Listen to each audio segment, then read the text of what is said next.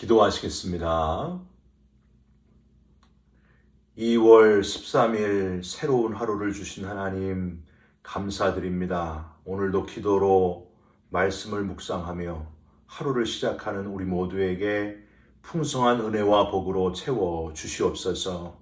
주와 동행하는 이 기쁨을 평생 놓치지 않게 하여 주옵시고 아무것도 염려하지 말고 모든 일에 기도와 간구로 구할 것을 하나님께 아뢰며 주님께서 주시는 평강을 누리는 주의 자녀들이 다 되게 하여 주시옵소서. 우리의 기도마다 응답해 주시고 역사해 주실 것을 믿사옵고 예수 그리스도의 이름으로 기도 올리옵나이다. 아멘. 오늘은 마가복음 14장 22절부터 31절까지의 말씀입니다. 그들이 먹을 때에 예수께서 떡을 가지사 축복하시고 떼어 제자들에게 주시며 이르시되 받으라 이것은 내 몸이니라 하시고 또 잔을 가지사 감사기도 하시고 그들에게 주시니 다 이를 마시매 이르시되 이것은 많은 사람을 위하여 흘리는 나의 피 곧 언약의 피니라. 진실로 너희에게 이르노니 내가 포도나무에서 난 것을 하나님 나라에서 새 것으로 마시는 날까지 다시 마시지 아니하리라 하시니라. 이에 그들이 찬미하고 감람산으로 가니라. 예수께서 제자들에게 이르시되 너희가 다 나를 버리리라. 이는 기록된 바 내가 목자를 치리니 양들이 흩어지리라 하였음이니라. 그러나 내가 살아난 후에 너희보다 먼저 갈릴리로 가리라. 베드로가 여짜오되 다 버릴지라도 나는 그리하지 않겠나이다. 예수께서 이르시되 내가 진실로 내게 이르노니 오늘 이 밤 닭이 2번 울기 전에 내가 3번 나를 부인하리라. 베드로가 힘있게 말하되 내가 주와 함께 죽을지언정 주를 부인하지 않겠나이다 하고 모든 제자도 이와 같이 말하니라. 아멘. 오늘은 마가복음 14장 22절부터 31절까지의 말씀으로 인간 그 이상의 모습으로 라는 제목의 말씀을 함께 나누고 기도하는 시간을 갖겠습니다. 벌써 10년이나 된 것 같습니다. 한국 군대에서 구타당해 사망한 윤일병 사건을 여러분 기억하십니까? 인간의 기본적인 인권이 철저하게 무시되어 결국에 사망에 이르게 된 사건. 군기를 확립한다고 갈비뼈 14개가 부러지도록 무수하게 때리는 것은 물론 선임병이 뱉은 가래침을 강제로 먹게 한다거나 수액, 링겔을 맞고 있는 채로 그대로 또 때렸다고 하는 것. 사망하기 전 12일 동안 하루도 빠짐없이 약 300회 정도를 구타당했다 하는 소식은 군대 보낸 아들을 둔 부모들 뿐만이 아니라 이 소식을 접하는 모든 사람들에게 큰 충격을 준 그런 사건이었습니다. 그런데 이런 사건으로 우리가 깨닫고 인정할 수밖에 없는 것은 무엇인가? 이때 가해자였던 이병장 뿐만이 아니라 우리 모든 인간이 얼마나 상상할 수 없을 정도로 잔인해질 수 있는가? 저와 여러분이 겉으로 보기에는 일반 동물과는 완전히 다른 만물의 영장이라고 해도 우리도 똑같이 영적으로 깨어있지 않고 그저 사람의 육체의 소욕을 따라가다 보면 어느 순간에는 인간성이 전혀 없는 동물, 짐승보다 못한 존재가 누구나 다 될 수 있다고 하는 사실입니다. 전혀 인간 같지 않은 인간, 늘 이런 죄에 빠질 가능성이 우리에게 늘 도사리고 있다 하는 것을 여러분 기억하시면서 늘 깨어 조심하는, 영적으로 깨어있는 저와 여러분이 되시기를 주님의 이름으로 부탁드립니다. 그런데 이렇게 인간 이하가 될 수 있는 인간의 모습과는 상반되게 정반대로 인간의 몸을 입으신 예수님은 참 인간으로 이 땅에 사시면서 인간 이상의 모습을 우리에게 보여주셨다 하는 사실입니다. 참 상반되면서도 우리가 왜 예수 그리스도를 따라가야만 되는지 그 이유를 분명하게 깨닫게 해줍니다. 오늘 본문이 바로 예수님의 인간 그 이상의 모습을 아주 잘 드러내고 있는 본문이에요. 예수님은 오늘 본문 22절부터 26절에 성찬식을 행하시면서 성찬을 베푸시면서 그리고 27절부터 마지막 31절에 수제자였던 베드로가 예수님을 부인할 것이다 하는 것을 말씀하시면서 바로 이 인간 이상의 모습을 우리에게 보여주고 계시다고 하는 겁니다. 저와 여러분이 이 예수님의 인간 그 이상의 모습을 저와 여러분이 따라가면서 성화의 삶을 살아가는 성숙한 그리스도인들이 됐으면 좋겠습니다. 그러면 구체적으로 어떤 부분에서 예수님의 모습을 인간 이상의 모습이라고 할 수 있는가? 첫 번째는요, 22절 한번 보세요. 예수님께서 떡을 가지시고 제자들에게 주시면서 이것은 내 몸이니라 하신 말씀에서 예수님은 영원한 양식이 되는 분이시다 하는 걸 우리는 깨달을 수 있습니다.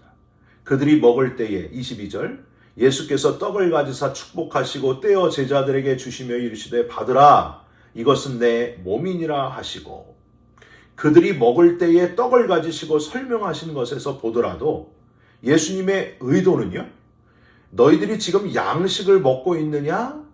내 몸은 너희들에게 영적 양식이 된다. 나는 너희들이 항상 필요로 하는 그 양식과 같은 존재다 하는 것을 말씀하시고 있는 걸 우리는 알게 됩니다. 우리는 음식을 먹는 것이 너무 익숙해요. 그래서 그 음식의 소중함을 잊어버릴 때가 많습니다. 출애굽기 15장, 16장에 보면은요, 홍해를 가르신 그 하나님의 기적을 바라보면서 애굽의 군사들을 한 명도 남김없이 다 홍해 바다에 수장시키신 하나님을 보면서 하나님을 하염없이 찬양하는 백성들의 모습을 우리는 발견하게 됩니다. 모세의 노래, 미리암의 노래, 다 하나님을 찬양하는 모습이에요. 근데 그 다음 이어서 언제 홍해의 기적이 있었냐는 듯이 갑자기 하나님을 원망하는 그런 본문이 등장을 해요. 여러분 이유가 뭘까요? 왜 그랬을까요? 먹는 것 때문이었어요. 먹는 것. 그 놀라운 하나님의 영광을 얼마 전에 봤으면서도 불구하고 금방 하나님을 원망하는 자들이 되었다는 거예요. 뭐 때문에? 먹는 것 때문에. 첫 번째, 마라의 쓴물을 만났을 때. 그리고 두 번째는 먹을 양식이 너무 부족할 때 하나님을 원망하게 됩니다. 특히 먹을 양식이 부족할 때 백성들이 아주 노골적으로 모세와 아론을 막 원망하면서 애굽을 그리워합니다. 이렇게 얘기해요. 우리가 애굽 땅에서 고기가마 곁에 앉아있던 때와 떡을 배불리 먹던 때에 여호와의 손에 죽었더라면 좋았을 것을. 너희가 이 광야로 우리를 인도해내어 온 회중이 죽여 죽게 하는도다. 모세가 이를 듣고 하나님께 기도할 때에 하나님의 음성이 들립니다. 하늘에서 양식을 내가 비같이 내리리니 백성이 나가서 일용할 것을 날마다 거둘 것이라. 조금만 양식이 부족해도 금방 포악해지는 우리 인간의 본능. 예수님은 누구보다도 이렇게 연약한 우리 인간의 본능을 잘 알고 계셨습니다. 그래서 식사하고 있는 제자들에게 아주 기억에 잘 남도록 지금 식사를 하면서 너희들이 지금 양식을 먹지 않느냐? 나는 양식이다. 나는 떡이다. 너희들이 너무 익숙해서 내가 누군지 없어질 때까지는 잘 모르는 그런 떡과 같은 존재가 바로 나다. 그런데 내가 주는 양식은 육적인 양식이 아니라 영혼의 양식이고 영원한 양식이다. 내가 곧 십자가에서 죽게 됨으로 너희들을 위한 영생의 길이 열리고 이 땅에서가 아니라 영원한 하나님 나라에 살 수 있는 영생의 양식을 공급하게 되는 것이 바로 내가 너희를 위해서 생명을 바치면서 그 양식이 공급되는 것이다. 이렇게 예수님이 지금 설명하시는 거예요. 사랑하는 성도 여러분, 예수님은 우리에게 늘 필요한 분이시고 매일 먹는 밥처럼 우리에게 항상 예수님이 영적으로 필요한 분이시고 또 영원한 양식이 되시는 분으로 인간 이상의 모습을 가진 분이다 하신 것을 깨닫고 여러분 감사하시기를 바랍니다. 우리는 어떻게 이 예수님의 떡 되심, 양식 되심을, 영적으로 양식 되심을 우리가 어떻게 본받을 수 있을까요? 우리가 가는 곳마다 저와 여러분이 잘 드러나지 않지만 꼭 필요한 존재가 되면 되는 거예요. 우리도 예수님처럼 매일 먹는 양식처럼 꼭 필요한 존재가 되라는 거예요. 여러분, 저와 여러분들이 어디 가서 누구를 만나든지 어떤 모임에 가시든지 꼭 필요한 존재가 되시기를 주님의 이름으로 부탁드립니다. 어떤 사람은요, 그 모임에 좀 안 왔으면 좋겠는, 많은 사람들의 눈을 찌푸러뜨리게 만드는 그런 사람이 있어요. 저 사람은 안 오면 좋겠는데. 그런 사람은 지금 문제가 있는 거예요. 예수님하고 지금 다른 길을 걸어가고 있는 거예요. 어느 모임에든지 꼭 필요한 저와 여러분이 되시기를 주님의 이름으로 부탁드립니다. 그리고 이 땅에 살지만 영원한 하나님 나라를 위해서 사는, 영원한 하나님 나라를 위해서 사람들이 깨닫지 못하는 중요한 가치에 투자하시면서 살아가는 저와 여러분이 되시기를 부탁드립니다. 그게 바로 예수님께서 보여주신 생명의 떡이 되신 인간 이상의 모습을 본받는 거라는 거예요. 여러분, 오늘도 하루를 살아가시면서 꼭 필요한 사람이 되시고, 그리고 영원한 가치에 투자하면서 사는 지혜로운 저와 여러분들이 되시기를 주님의 이름으로 부탁드립니다. 두 번째로 24절에 포도주를 내어주시면서 영원한 속죄를 이루신 예수님이시다 하는 걸 우리는 깨달을 수 있습니다. 이르시되 이것은 많은 사람을 위하여 흘리는 나의 피 곧 언약의 피니라. 우리 찬송 중에 주의 보혈 능력이 있도다, 주의 피 믿으오, 이런 찬송가 가사가 있지 않습니까? 예수님의 피만큼 기독교인들에게 중요한 의미가 있는 게 없죠. 그래서 그 귀한 예수님의 피를 뭐라고 해요? 보혈, 귀한 피라고 하지 않습니까? 많은 사람을 위하여 흘리는 피라는 예수님의 표현에서 우리는 피를 흘리기 위해 이 땅에 오신 예수님, 희생 제물이 되신 예수님의 모습을 확인할 수 있습니다. 그리고 한 사람을 위하여 피 흘리심도 귀한데 예수님은 모든 사람, 모든 인류의 모든 인간을 위해서 피를 흘리셨다. 예수님의 그 놀라운 희생과 또 하나님의 엄청난 사랑을 우리는 느낄 수 있습니다. 우리 모든 인류의 죄를 속하시기 위해 친히 아들 독생자를 보내셔서 피 흘려 죽게 하심으로 하나님과 우리를 화목하게 하신 하나님의 아들, 피로 이루신 그 하나님의 놀라운 사랑. 여러분, 어찌 이것을 인간 이상의 모습이라고 아니할 수 있겠습니까? 여러분, 그래서 우리가 사랑의 원자탄 손양원 목사님 이야기가 우리에게 큰 감동으로 다가오는 거예요. 큰 아들과 작은 아들을 죽인 원수를 용서했을 뿐만이 아니라 양 아들로 삼는, 누구도 따라올 수 없는 사랑의 사람, 아들의 피값으로 원수를 아들로 삼고 구원해내는 사랑. 여러분, 세상 어느 종교가 아들의 피값으로 완전한 용서, 그 용서를 말하는 종교가 여러분 어디 있습니까? 언약의 피라는 표현이요, 참 중요한데, 이스라엘 백성들은요, 서로 어떤 약속, 언약을 맺을 때 꼭 짐승을 잡아서 피를 흘려 언약을 맺는 그런 전통이 있었습니다. 여러분, 왜 그랬을까요? 짐승이 피를 흘린 것처럼 이 언약을 어기면 죽는다, 피를 흘리게 된다, 그 의미예요. 반드시 지킨다. 그래서 짐승의 피를 흘리게 되는 겁니다. 그러니까 하나님께서 약속하신 대로 메시아를 보내셨고, 이제 예수님이 바로 그 언약의 메시아고 죽음으로 지키는 언약, 즉 예수님께서 피를 흘려 죽으신다는 의미가 바로 이 언약의 피라는 말 속에 담겨진 의미입니다. 정말 예수님은 이 마지막 만찬 후에 말씀하신 그대로 하나님과 우리 인간의 언약의 피의 역할, 마치 짐승의 피로 언약이 확정되듯이 어린 양처럼 아무 말도 못하시고 피를 흘려 죽으시고 하나님의 구원의 언약을 친히 이루어 주셨다 하는 겁니다. 25절에 내가 포도나무에서 난 것을 하나님 나라에서 새 것으로 마시는 날까지 다시 마시지 아니하리라 하는 표현에서도 예수님께서 인간으로 이 땅에서의 마지막이시고 그러나 영원한 하나님 나라에서의 삶이 기다리고 있다 하는 것으로 역시 언약의 완성을 뒷받침하고 있는 구절입니다. 그럼 저와 여러분이 예수님이 이 완성한 영원한 속죄의 인간 이상의 모습을 본받을 길은 우리에게 무엇인가? 저와 여러분이 또 여기서 어떤 걸 본받을 수 있는가? 여러분, 희생의 제물됨을 본받으셨으면 좋겠습니다. 아무 말 없이 피를 흘리신 어린 양과 같이 저와 여러분이 거한 곳에서 예수님 때문에 기꺼이 희생하는 자가 되시기를 주님의 이름으로 부탁드립니다. 여러분, 세상 사람들은요, 희생하려고 하지 않아요. 근데 저와 여러분은 희생하는데 앞장서는 사람. 왜요? 예수님 때문에. 예수님이 먼저 피 흘려 희생하심으로 저와 여러분을 구원하기 위해 죽으신 것처럼 저와 여러분도 그저 남이 싫어하는 희생하는 길, 자기 자신을 온전히 드리는 길, 종의 길, 그 길을 걸어가라는 거예요. 아무도 하려고 하지 않는 힘든 일도 자원하는 그리스도인.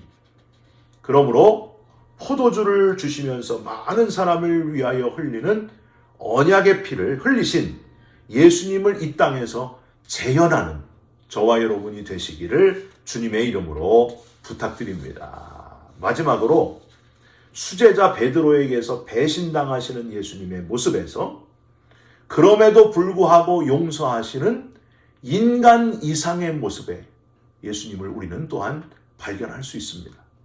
그렇게 믿었던 수제자 베드로에게서도 기꺼이 배신당하시는 예수님의 모습을 여러분 한번 묵상하시기 바랍니다.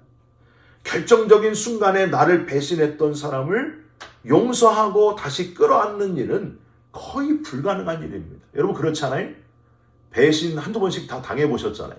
근데 그 배신 당한 사람을 용서하고 끌어안는 것은 너무 쉽지 않은 일입니다. 거의 불가능한 일입니다. 그런데 예수님은 30절 베드로가 닭 울기 전에 예수님을 3번 부인할 것을 미리 알고 계셨고 그런 배신당함을 담담히 받아들이는 그 준비를 하셨던 것을 우리는 여기서 보게 됩니다. 역시 우리가 따르기 힘든 인간 이상의 모습을 예수님이 보여주셨다는 거예요. 예수님은 31절 내가 죽을지언정 절대 주를 부인하지 않겠다 자신하는 베드로의 그 배신하는 것을 다 겪으시면서도 결국 요한복음 21장에 그 베드로를 부활의 예수님이 다시 찾아오시지 않았습니까? 거봐, 너 내가 말한 대로 3번이나 너 부인했잖아. 내 말이 맞지? 뭐 죽을지언정 나를 부인하지 않겠다고 저 같았으면 야 이놈아 이렇게 신문하고 죄를 묻고 고문을 했을 거예요. 야 이놈아 너 이놈아 이럴 수가 있냐 하고 막 때려주고 막 그랬을 거예요. 내가 너 그럴 줄 알았다 이놈아 그러면서 막 했을 텐데 예수님은 아무것도 묻거나 책망하지 않으셨습니다. 그저 3번이나 요한의 아들 시몬아 내가 나를 사랑하느냐 요한의 아들 시몬아 내가 나를 사랑하느냐 또 한 번 더 요한의 아들 시몬아 내가 나를 사랑하느냐 그저 묻기만 하심으로 베드로 스스로 얼굴을 못 들고 눈물만 하염없이 흐르게 하신 예수님의 모습 여러분 저와 여러분도 이런 예수님의 모습을 닮아갔으면 좋겠습니다. 제가 성경 여러 군데를 한번 찾아봤는데 역시 가장 우리들이 이런 인간 이상의 모습으로 용서하시고 사랑하시는 예수님을 본받기에 가장 좋은 구절은 로마서 12장 20절인 것 같습니다. 내 원수가 줄이거든 먹이고 목마르거든 마시게 하라. 그리함으로 이게 숯불을 그 머리에 쌓아 놓으리라. 악에게 지지 말고 손으로 악을 이기라. 그러니까 가장 좋은 용서의 예수님을 본받는 방법은 먹을 걸 갖다 줘라. 저는 여기서 깨달음이 있더라고요. 너무 꼴 보기 싫고 용서가 안 되는 사람이 있으면 이것부터 시작하는 거예요. 먹을 걸 갖다 주고 마실 걸 갖다 주면서 먼저 손을 내미는 거예요. 네가 먼저 손을 내밀어라. 그게 바로 로마서 12장 20절 말씀을 실천하는 거 아니겠어요? 여러분 가장 좋은 용서의 방법 선으로 악을 이기는 방법 여러분 그 방법을 실천하는 저와 여러분들이 되시기를 주님의 이름으로 부탁드립니다. 오늘도 나를 힘들게 했던 사람을 향하여 오히려 먹을 것을 갖다 줌으로, 선을 베풀므로 그 사람의 마음을 감동시키고 선으로 악을 이기는 저와 여러분이 되시기를 주님의 이름으로 부탁드립니다. 그게 바로 인간 이상의 모습으로 살아가신 예수님을 본받는 방법입니다. 여러분 그렇게 살아가시기를 주님의 이름으로 축원드립니다. 기도하겠습니다. 하나님, 인간 이상의 모습으로 이 땅에서 우리에게 모범을 보여주신 것을 감사드립니다. 그러기에 우리 주님은 따르고 본받기에 합당하신 분이십니다. 오늘도 주님을 따라가는 하루가 되게 하여 주옵소서. 우리가 어디에 있든지 꼭 필요한 사람이 되게 하시고 영원한 가치를 위해 사는 자가 되게 하여 주옵소서. 기꺼이 주님처럼 희생의 제물됨으로 주님을 증거하는 하루가 되게 하시고 그럼에도 불구하고 용서할 수 있는 선으로 악을 이기는 우리 모두가 되게 하여 주옵소서. 예수 그리스도의 이름으로 기도 올리옵나이다. 아멘. 하늘에 계신 우리 아버지여, 이름이 거룩히 여김을 받으시오며 나라가 임하옵시며 뜻이 하늘에서 이루어진 것 같이 땅에서도 이루어지이다. 오늘 우리에게 일용할 양식을 주시옵고 우리가 우리에게 죄진 자를 사하여 준 것 같이 우리 죄를 사하여 주시옵고 우리를 시험에 들게 하지 마시옵고 다만 악에서 구하시옵소서. 나라와 권세와 영광이 아버지께 영원히 있사옵나이다. 아멘. 사랑하는 성도 여러분, 오늘도 인간 그 이상의 모습으로 살아가신 주님을 본받는 좋은 하루가 되시기를 바랍니다. 여러분 사랑합니다. 축복합니다. 감사합니다.